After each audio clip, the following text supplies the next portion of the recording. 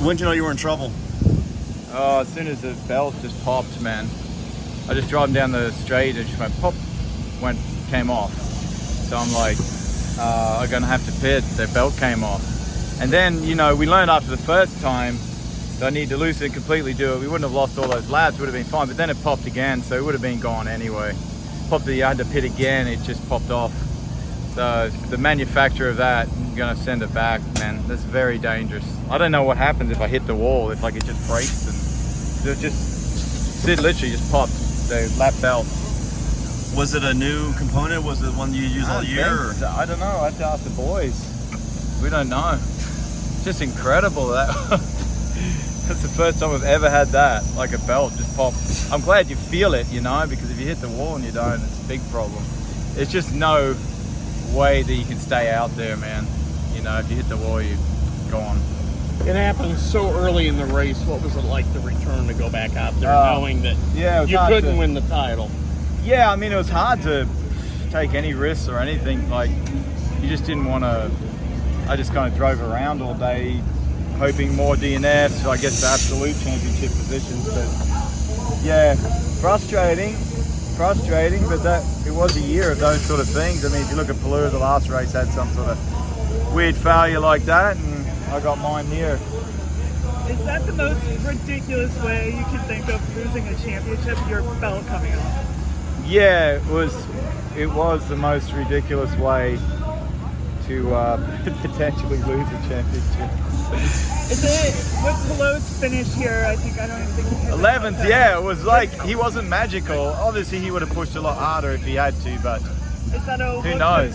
What could have been for you? Of course, you always think about it, but the way it rolls, yeah, it's just the way it is. And Scott McLaughlin ends up second in points, which I guess in this series, winning's the only thing that matters. Yeah. So, how do you feel about just the fact that you and Alex second or Herta? I believe he. Well, yeah, Herta wins the race, so he finishes second. Yeah. But you know, Scott has that rebound. I believe you end up finishing fourth. I did finish fourth. Yeah.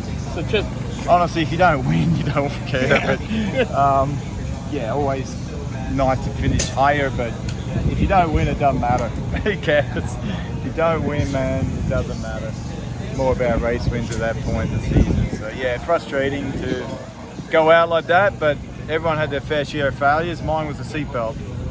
Does this give you more drive to come back next year and get it all and finish it on first? It does give me a bit of drive to come back.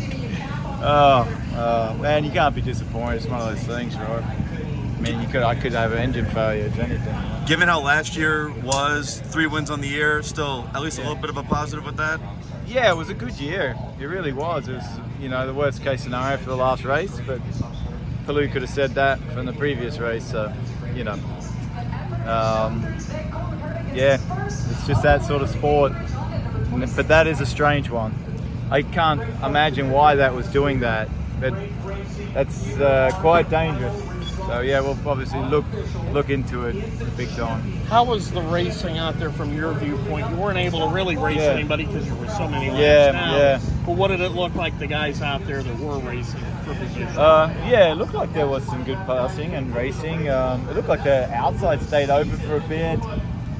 I just didn't get to, obviously I wasn't just taking it easy. I didn't want to risk anything because it wasn't necessary. Our only ability to move up positions was to have DNFs, so if we crashed ourselves, we're going to get none. But I think literally 7 points would have moved us to where, no, it doesn't matter anyway. Thanks, guys. Hi, I'm Christopher DeHarde with Frontstretch.com. If you enjoyed what you just saw, hit the like button and subscribe for some more great racing content.